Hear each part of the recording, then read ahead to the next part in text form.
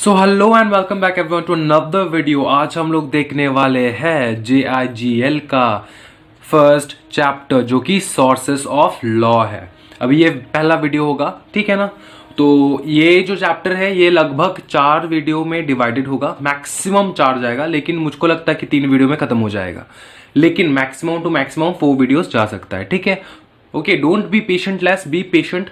एक के बाद एक वीडियो आ जाएगा अच्छे से। You just have to write down the notes on the videos and then study regularly. Okay, पहले मैं क्या करता था ना कि वीडियोस के नीचे मैं PDF डाल देता था नोट्स का, ठीक है। तो बहुत सारे स्टूडेंट ऐसे होते थे कि मतलब वो नोट्स डाउनलोड कर लेते थे, लिख लेते थे, और जो डाउट्स है ना वो डाउट्स मुझको पर्सनली टेक्स्ट कर करके पूछते रहते। हालांकि मैंने वो डाउट्स, सारे डाउट्स वीडियो में सॉल्व कर दिया, लेकिन वीडियो किसको देखना है भाई? अपने को तो बस नोट्स चाहिए, और जब डाउट आ जाए ना तो भाई तो है ही अपना फ्री, पूछ लेंगे व्हाट्सएप पे, पूछो भाई। लेकिन जो ऑलरेडी मैंने वीडियो में कवर कर चुका हूं ना, तो उसके बारे में अगर तुम रिपीटेडली पूछ रहे हो ना तो टाइम लॉस होता है और कुछ नहीं। तो तुम एक बार अच्छे से बैठ के, ज्यादा से ज्यादा 20 मिनट्स का वीडियो होता है मेरा मैक्सिमम, देख लो अच्छे से, सब समझ में आ जाएगा। Okay, so not wasting further time, let's go into it. आज का टॉपिक है सोर्सेस ऑफ लॉ। पहला टॉपिक है सोर्सेस ऑफ लॉ में ज्यूरिस्प्रूडेंस। सर अपना सब्जेक्ट का नाम क्या था बताइए जरा? Jurisprudence, interpretation and general law. अच्छा, तभी मैं सोचूं ये सुना सुना कहां लग रहा है ज्यूरिस्प्रूडेंस। अभी सब्जेक्ट तो पढ़ लेते हैं हम लोग, लेकिन उसका मीनिंग पता होता है क्या? नहीं पता होता ना। इस चैप्टर में दिया हुआ है। Okay, jurisprudence, what do you mean by jurisprudence? Tell me. The word jurisprudence is derived from the word juris. Okay, ये जो वर्ड है ना jurisprudence, ये डिराइव किया गया है किस वर्ड से? juris से। और juris का मतलब क्या होता है? लॉ। और prudence का मतलब क्या होता है? नॉलेज।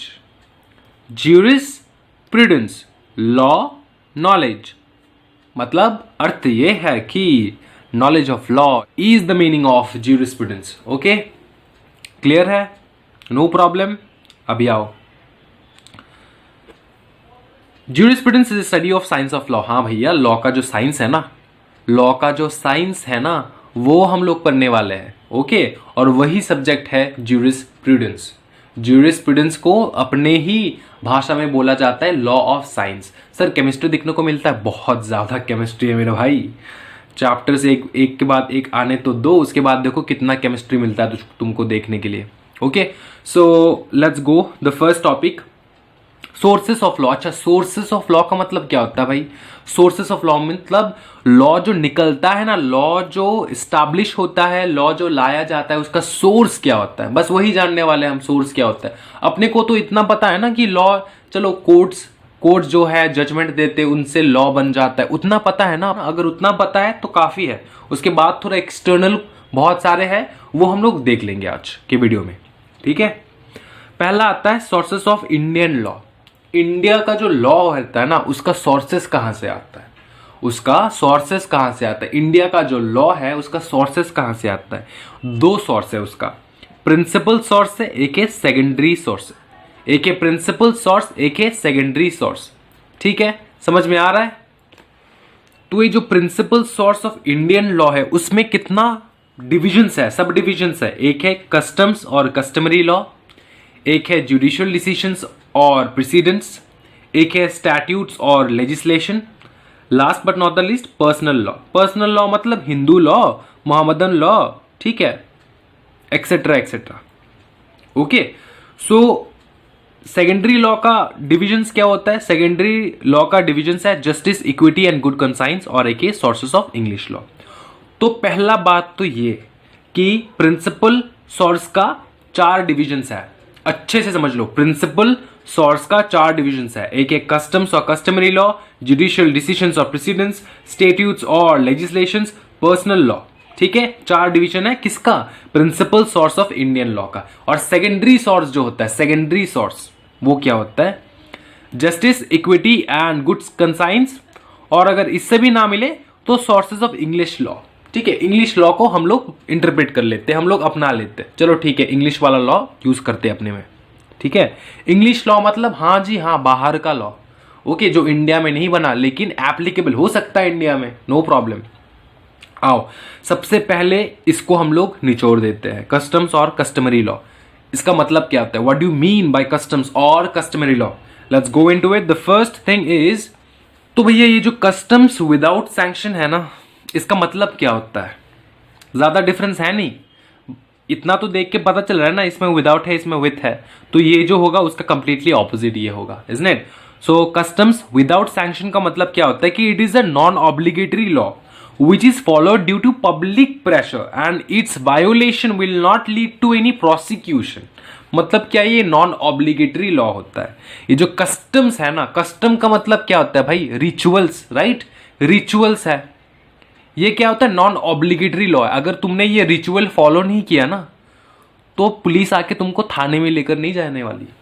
तो देखो, every religion, every caste, every society has their own type of customs, okay, they have their own customs। Hindu में अलग कस्टम रहते हैं, ठीक है, और इस्लाम में अलग कस्टम्स रहते हैं, isn't it?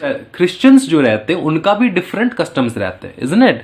तो हिंदू क्या करता है, अग्नि के सामने, अग्नि के बीच में रख के 7 फेरे लेते हैं फॉर मैरिज, isn't it? और इस्लाम में क्या होता है कि कबूल कबूल कबूल ये होता है, राइट? और तुम्हारा क्रिश्चियन में क्या होता है? क्रिश्चियन में होता है कि यस आई डू, बस खत्म तुम्हारा शादी।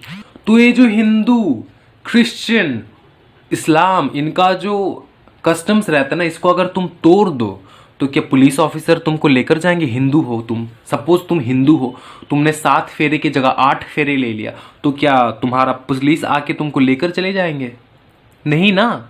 लेकिन 7 ही फेरा लेना पड़ता है, क्यों यार? पब्लिक प्रेशर है भाई, पब्लिक प्रेशर है, मम्मी डैडी का प्रेशर है, 7 ही फेरा लेना है, एक भी कम नहीं, एक भी ज्यादा नहीं। क्लियर? तो ये नॉन ऑब्लिगेटरी लॉ होता है। जो कस्टम्स है विदाउट सैंक्शन, उसको सैंक्शन नहीं किया गवर्नमेंट ने, उसको मतलब तुमको पालन करना ही है, ऐसा कोई दिक्कत वाला चीज नहीं है, समझे ना? तो customs without sanction, it is a non obligatory law. पता चल गया सर, नॉन ऑब्लिगेटरी लॉ है, which is followed due to public pressure, mummy papa के प्रेशर की वजह से यार फॉलो करना पड़ता है। And its violation will not lead to any prosecution. ये अगर तुमने वायोलेट कर दिया, गलती से 1 फेरा कम ले लिया, पंडित जी ने मंत्र गलत बता दिया, तो यार वायोलेशन ऑफ लॉ नहीं है ये चीज, ठीक है ना? इसके लिए तुमको जेल लेकर नहीं जाएंगे, इसके लिए प्रोसिक्यूशन नहीं होने वाला। क्लियर? उसका ऑपोजिट क्या होता है भैया? Customs with sanction. अभी कस्टम्स विद सैंक्शन क्या होता है? It is a compulsory law, violation of which will lead to prosecution. It may be of 2 types, legal customs and conventional customs, ठीक है? तो जो कस्टम्स विद सैंक्शंस होता है ना, ये बेटा कंपल्सरी लॉ होता है। कंपल्सरी मतलब कंपल्सरी, इसको अगर तुम वायोलेट करोगे ना, तो बेटा प्रोसिक्यूशन होने वाला है, मतलब तुमको जेल लेकर जाएंगे। अभी जेल अगर नहीं जाना है ना, तो वायलेट मत करियो, ठीक है ना? सर एग्जाम्पल बताइए ना। एग्जाम्पल यार, तुम जा रहे हो अपने फटफटी पे, तुम जा रहे हो कहीं पे, ठीक है, मतलब एकदम कार हो या फिर तुम्हारा बुलेट हो, जो कोई भी हो, तुम जा रहे हो, बस रास्ते पे हो, सामने था रेड सिग्नल, तुमने देखा रेड सिग्नल, मतलब तुमको लगा ये सर ये पब्लिक प्रेशर के वजह से मानना पड़ता होगा शायद, और तुमने ट्रैफिक रूल्स तोड़ के फाड़ के निकल गए।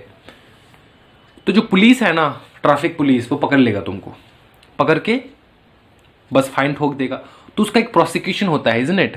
तो एक कंपलसरी लॉ होता है जो तुमको फॉलो करना ही पड़ता है, you can not escape from that law. तो ये जो कंपलसरी लॉ है ना, इसका 2 टाइप होता है, एक होता है लीगल कस्टम, एक होता है कॉन्वेंशनल कस्टम। इसका भी पार्ट है, हम लोग देख लेंगे। लेट्स गो भाई। ये जो लीगल कस्टम है ना, ये मकड़ी के जाले जैसा है, थोड़ा एकदम टफ नहीं है। लीगल कस्टम में क्या होता है? लीगल कस्टम में ना 2 डिवाइडेड है फिर से, एक होता है लोकल, एक होता है जनरल। ये जो लोकल है ना, ये भी 2 पार्ट में डिवाइडेड होता है, एक होता है जियोग्राफिकल, एक होता है पर्सनल। जियोग्राफिकल का मतलब क्या होता है कि एक पर्टिकुलर एरिया में वो लॉ लागू है। अगर तुम पकड़ लो एक स्टेट से दूसरे स्टेट में जा रहे हो ना, तो उस स्टेट में शायद ये लॉ लागू ना हो, लेकिन कोई एक पर्टिकुलर स्टेट में लागू है भैया, यहां पे कानून है, आपको मानना ही पड़ेगा, ठीक है? जियोग्राफिकल एरिया वाला लॉ होता है ये। Personal, applicable to particular class of person only, ये पर्सनल लॉ होता है, मतलब पर्टिकुलर क्लासेस ऑफ पर्संस के लिए ये लॉ बनाया जाता है, ठीक है? एक होता है लोकल, लोकल में ये डिवीजन है, जनरल मतलब क्या होता है भाई, सेम ही है, law followed by the entire country, मतलब पूरे जो कंट्री होते हैं ना वो जो लॉ फॉलो करते हैं उसको कहते हैं जनरल लॉ।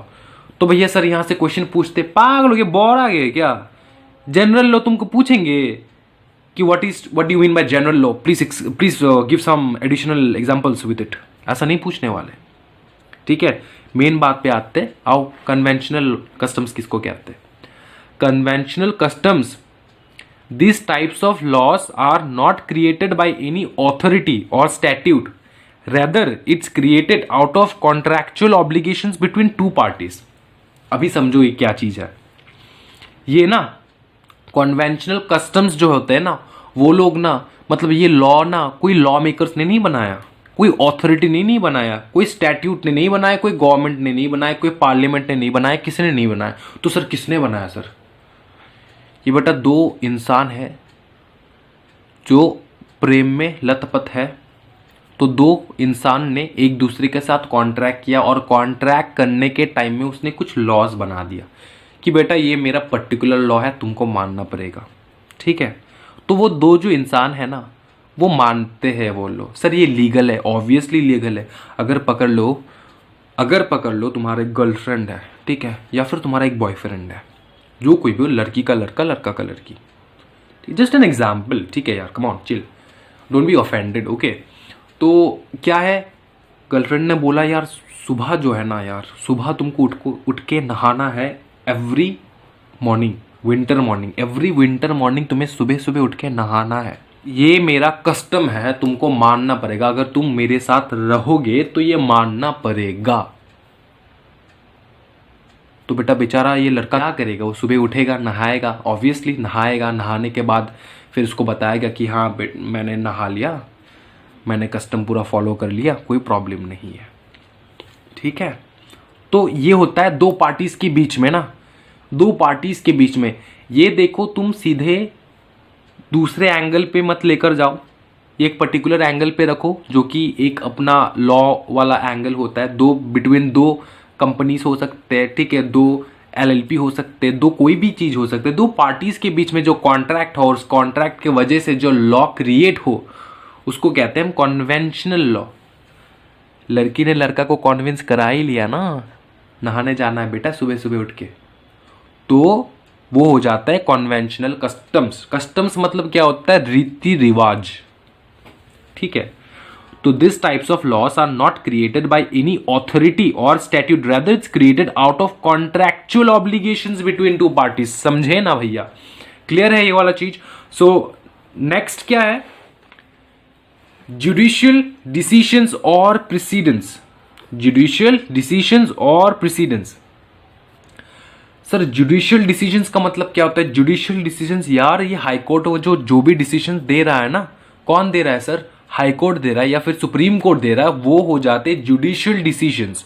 ये एक सोर्सेस ऑफ लॉ हो जाता है ना, सोर्सेस ऑफ लॉ हो जाता है ना। हाई कोर्ट ने जो जजमेंट दे दिया वो एक सोर्स हो गया लॉ का, मतलब वहां से लॉ जनरेट हो गया, एक नया लॉ, एक नया कोई फैसला सुनाया गया हाई कोर्ट में जो आज तक हिस्ट्री में ना हुआ हो, तो एक नया लॉ इन्वेंट हो गया ना। तो यही बात है, हाई कोर्ट सुप्रीम कोर्ट का जुडिशियल डिसीजंस ये एक सोर्सेस ऑफ लॉ है। प्रेसिडेंस का मतलब क्या होता है? देखो प्रेसिडेंस ना क्लासिफाइड रहता है, इनका 4 क्लासिफिकेशन रहते हैं। एक होता है डिक्लेरेटरी, एक होता है ओरिजिनल, एक होता है परस्यूसिव, एक होता है एब्सोल्युटली ऑथोरिटेटिव, एक होता है conditional authoritative. Repeat with me, पहला क्या है? Declaratory and original precedence. दूसरा क्या है? परस्यूसिव प्रेसिडेंस। तीसरा क्या है? Absolutely authoritative precedence. चौथा क्या है? Conditionally authoritative precedence. सर मतलब समझाएंगे? काहे नहीं समझाएंगे यार, आप ही को समझाने के लिए बैठे हैं यहाँ पे। लेकिन ये 4 समझने से पहले ना एक बार इसका डेफिनेशन देख लेते हैं, या ना ये वरना बुरा मान जाएगा। जुडिशियल डिसीजंस और प्रेसिडेंस, ठीक है, जुडिशियल डिसीजंस देख लेते हैं, उसके बाद प्रेसिडेंस का देख लेंगे, ठीक है ना। तो आओ इधर पे, मैंने ऑब्वियसली बता चुका हूं तुम लोगों को, लेकिन फिर भी देख लो एक बार। Judgement of court are also sources of law. जो कोर्ट जजमेंट देता है ना, वो भी सोर्सेस ऑफ लॉ कहलाया जाता है। Any judgment of high court shall be binding on all its subordinate courts but not any other bench of high court और सुप्रीम कोर्ट। पहले इतना समझ लेते हैं। हाई कोर्ट जब भी डिसीजन देगा ना, यहाँ पे क्या बोला गया कि हाई कोर्ट जब भी डिसीजन देगा ना, वो जितने भी सबऑर्डिनेट कोर्ट्स रहते हैं, मतलब हाई कोर्ट से लोअर लेवल का जितना भी कोर्ट्स है ना, सब पे लागू होगा वो चीज। लेकिन दो ऐसा पहलू है जहां पे लागू नहीं होगा हाई कोर्ट का डिसीजन। एक तो है सुप्रीम कोर्ट। सुप्रीम कोर्ट अपना खुद का डिसीजन दे सकता है, हाई कोर्ट का डिसीजन नहीं मानेगा ऑब्वियसली। इसके वजह से हम लोग कहते हैं ना उसको सुप्रीम कोर्ट, मतलब सबसे बड़ा वाला कोर्ट सुप्रीम कोर्ट। और हाई कोर्ट में जो बेंच बैठता है ना, पकड़ लो एक बेंच ऑफ हाई कोर्ट ने, कोई भी जगह की हाई कोर्ट ने एक डिसीजन सुनाया, वो जो बेंच ऑफ हाई कोर्ट का जो डिसीजन है ना, वो दूसरे बेंच पे लागू नहीं होगा। सर बेंच क्या लगा रखा है? देखो बेंच क्या होता है ना, कि हाई कोर्ट में जज ना जो बैठते हैं ना एक साथ, एक अकेला बंदा नहीं होता है, 2 3 4 रहते हैं, तो उसको कहते हैं बेंच ऑफ हाई कोर्ट। ठीक है, बेंच ऑफ हाई कोर्ट। तो एक हाई कोर्ट ने जो डिसीजन दिया, एक बेंच ऑफ हाई कोर्ट ने, मतलब जजेस ने बैठ के जो डिसीजन दिया, वो दूसरे बेंचेस ऑफ हाई कोर्ट में लागू नहीं होगा मेरे भाई। But not any other bench of high court और सुप्रीम कोर्ट पे तो लागू होगा ही नहीं, ये तो कॉमन सा बात है, लेकिन फिर भी लिख दिया मैंने क्योंकि you have to know and you have to write in the examination. Supreme court ruling is binding. अभी ये पढ़ लेते, सुप्रीम कोर्ट का क्या बोला है। Supreme court ruling is binding on all its subordinate courts including high court but not binding on any other bench of supreme court. Sir यहां पे भी बेंच है, हाँ भैया। तो सुप्रीम कोर्ट में यार एक बार एक फैसला सुना दिया, उसके बाद भी तो यार रिवीजन होते हैं ना, होता कि नहीं होता है? तो बहुत सारे जजमेंट्स आते सुप्रीम कोर्ट में। ये पकड़ लो अपना जो राम मंदिर है, ये एक ही बार में फैसला हो गया राम मंदिर का, एक ही टाइम में हो गया फैसला। बेटा बहुत सालों से चला आ रहा है राम मंदिर का। सुप्रीम कोर्ट में ना बहुत सारे जजमेंट आए राम मंदिर के ऊपर, उसके बाद फाइनली एक जजमेंट आया जो हर कोई ने अपनाया। Isn't it? समझ में आ रहा है? क्लियर है भाई? टाइप्स ऑफ प्रेसिडेंस देख लेते हैं, आओ। अभी जुडिशियल वाला तो देख लिए, प्रेसिडेंस देख लेते हैं। टाइप्स ऑफ प्रेसिडेंस बताए नहीं थे? Declaratory precedent, original precedent, persuasive precedent, authoritative precedent, absolute precedent, conditional authoritative, isn't it? Absolute authoritative, conditional authoritative. आ जाओ। सबसे पहले क्या? डिक्लेरेटरी प्रेसिडेंट, मतलब it is a judgment as per provisions of existing law, so no new law is observed। मतलब क्या होता है? डिक्लेरेटरी प्रेसिडेंस जो होता है ना, डिक्लेरेटरी प्रेसिडेंस जो होता है ना, उसमें क्या होता है कि वो जो जजमेंट होता है ना, वो पहले से कोई जजमेंट दिया हुआ है, उसी जजमेंट को देखते हुए जजमेंट दिया जाता है। कोई नया जजमेंट या फिर कोई नया लॉ नहीं उभर के आता है यहाँ पे। It is a judgment as per the provisions of the existing law. जो पहले से जो लॉ एग्जिस्ट कर रहा है, उसी लॉ को देखते हुए जज जजमेंट सुनाता है, कोई नया लॉ नहीं बनाता है। ये कहते हैं हम लोग डिक्लेरेटरी प्रेसिडेंस। नेक्स्ट क्या होता है? ओरिजिनल प्रेसिडेंस, मतलब नाम से पता चल रहा है कोई ओरिजिनलिटी होगा लॉ में। हाँ भाई है, देखो, जजमेंट पास्ड बाय द जज on matter on which there was no clear law. पहले ना कोई क्लियर लॉ नहीं था, so it gives rise to a new law. तो अभी नया लॉ निकल के आया। एक एग्जांपल दे, supreme court judgment on Sabarimala temple, it is an original precedent. हाँ भैया, जो सुप्रीम कोर्ट ने जजमेंट दिया ना सबरीमला टेम्पल के ऊपर, वो जो जजमेंट निकला वो एकदम नया जजमेंट था, फ्रेश जजमेंट था। ठीक है, इससे पहले कोई ऐसा जजमेंट आया नहीं था। ठीक है, इससे पहले कोई नया जजमेंट आया नहीं था। क्लियर? परसुएसिव प्रेसिडेंट, आओ बेटा देख लेते हैं परसुएसिव प्रेसिडेंट किसको कहते हैं। व्हेन ए जज is not under compulsion to follow judgment passed by any other court, example judgment passed by one bench of high court is persuasive for other benches of high court. हाँ obviously, जब कोई जज compulsion में नहीं हो, compulsion मतलब जोर जबरदस्ती, मतलब उसको करना ही पड़ेगा। जो जजमेंट दूसरे बेंच ऑफ हाई कोर्ट ने दिया, तो वो जजमेंट मैं मानूं, मैं भी एक फॉर एग्जांपल मैं बता रहा हूं, सपोज मैं एक बेंच हूं हाई कोर्ट का, ठीक है, मेरे साथ एक दो साथी फिर है, तो मैं एक बेंच हूं हाई कोर्ट का, तो मैंने एक फैसला दिया, तो same case different parties same case file किया कहीं और जगह पे, तो वहां पे जो बेंचेस ऑफ हाई कोर्ट का जो जजेस था वो लोग जो बैठे, तो वो क्या मेरे जजमेंट को देखकर वो लोग जजमेंट सुनाएंगे या फिर वो अपना जजमेंट खुद सुना सकता है? वो जो जजेस बैठे हैं ना बेंचेस ऑफ हाई कोर्ट में, वो जजेस कंपलसरी नहीं है कि मेरा जो जजमेंट है वो ही सुन के वो लोग जजमेंट दे, वो खुद का नया जजमेंट दे सकता है, वो कंपल्सन में नहीं है। ठीक है, तो judgement passed by one bench of high court is persuasive, मतलब कंपल्सन नहीं है for other benches of high court. एक बेंच ऑफ हाई कोर्ट ने जो डिसीजन दिया वो दूसरे के ऊपर लागू नहीं होगा। तुम दूसरे देखो सबऑर्डिनेट कोर्ट्स के ऊपर लागू होगा, मतलब हाई कोर्ट के नीचे वाला जितने भी कोर्ट्स है ना वहां पे लागू हो जाएगा। ठीक है, लेकिन जो दूसरे हाई कोर्ट्स है वहां पे लागू नहीं होगा, जो दूसरे बेंचेस ऑफ हाई कोर्ट है उधर पे लागू नहीं होने वाला मेरे भाई। क्लियर? उसके बाद आ जाओ एब्सोल्यूट ऑथोरिटेटिव। इसका मतलब क्या होता है? Judgement passed by any other court which is absolutely binding on a particular court, मतलब judgement passed by any other court which is absolutely binding on a particular court. Obviously supreme court ने जो judgement दिया, अभी high court बोलेगा? देखो, एक होता है लोअर कोर्ट, डिस्ट्रिक्ट कोर्ट, बहुत सारे कोर्ट है, उसके बाद होता है हाई कोर्ट। तो पकड़ लो तुम्हारा केस चल रहा है हाई कोर्ट में, तो हाई कोर्ट ने एक जजमेंट दिया, तुमको पसंद नहीं आया, तुमने क्या किया? सुप्रीम कोर्ट में अप्लाई कर दिया। सुप्रीम कोर्ट में अप्लाई कर दिया तुमने, सुप्रीम कोर्ट ने एक जजमेंट दिया, तुमको पसंद नहीं आया, तो तुम क्या फिर से हाई कोर्ट में जाने वाले हो क्या? नहीं ना, सुप्रीम कोर्ट का जो जजमेंट है ना वो हाई कोर्ट पे पूरा लागू होगा। तो judgement passed by any other court which is absolutely binding on a particular court. Clear?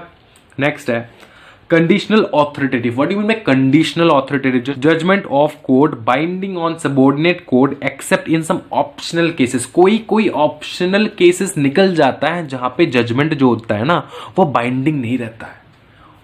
ठीक है, वो बाइंडिंग नहीं रहता है, मतलब judgment of court binding on subordinate courts, मतलब सर इतना टाइम तो आप बोल रहे थे कि ऊपर वाला जो कोर्ट जजमेंट देता है वो नीचे वाले कोर्ट्स पे बाइंडिंग रहता है। हाँ, ऑब्वियसली बाइंडिंग रहता है, मतलब उनको मानना ही पड़ेगा, लेकिन कुछ एक्सेप्शनल केसेस निकल जाता है।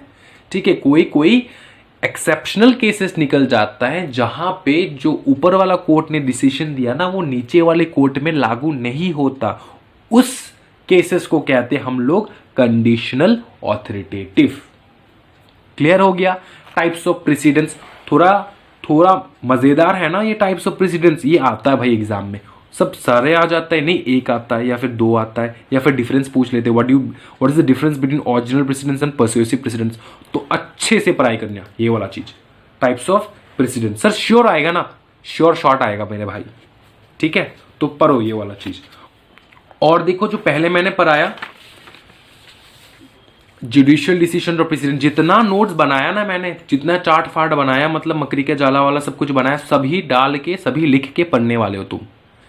सर ये आता है, आपने तो बोला नहीं आता है, अगर आ गया तो मैं लिखने वाला हूं क्या क्वेश्चन पेपर? मैं बनाने वाला हूं क्या क्वेश्चन पेपर? नहीं ना। तो जितना पॉसिबिलिटीज है, जितने भी इंपॉर्टेंट प्रोविजंस है, सब मैं घुसेर के दे रहा हूं, तो अच्छे से पढ़ना पड़ेगा ये सब चीज, एक भी छोड़ना नहीं है। ठीक है, तो आज तो हमने बस जुडिशियल डिसीजंस और प्रेसिडेंस देखा कि कौन आज क्या क्या देखा, कस्टम्स और कस्टमरी लॉ देखा, जुडिशियल डिसीजंस और प्रेसिडेंस देखा। कल क्या देखने वाले हैं? स्टैट्यूट्स और लेजिस्लेशन देखने वाले। बहुत सी छोटा सा टॉपिक है ये वाला। पर्सनल लॉ तो बहुत ही छोटा टॉपिक है, 2 लाइन में खत्म हो जाएगा। उसके बाद देखने वाले हम justice, equitable and good conscience, जो कि secondary sources of Indian law है। उसके बाद सोर्सेज ऑफ इंग्लिश लॉ देखने वाले हैं। ठीक है, उसके बाद जो है ना मेन टॉपिक पे आएंगे, जो कि doctrine of stare decisis, ratio डेंसिटी, ऑर्बिटर डिक्टा, स्टैट्यूट्स और लेजिस्लेशन। ठीक है, पर्सनल लॉ, बहुत सारे और टॉपिक्स हैं मेरे भाई जो पढ़ना पड़ेगा अपने को। ठीक है, तो बहुत सारी इंपॉर्टेंट एंड इंटरेस्टिंग टॉपिक्स बाकी है, वो हम लोग नेक्स्ट वीडियो में कवर करेंगे। ये वीडियो बहुत ही ज्यादा लंबा हो जाएगा वरना। तो till then study nicely, thank you so much and happy learning.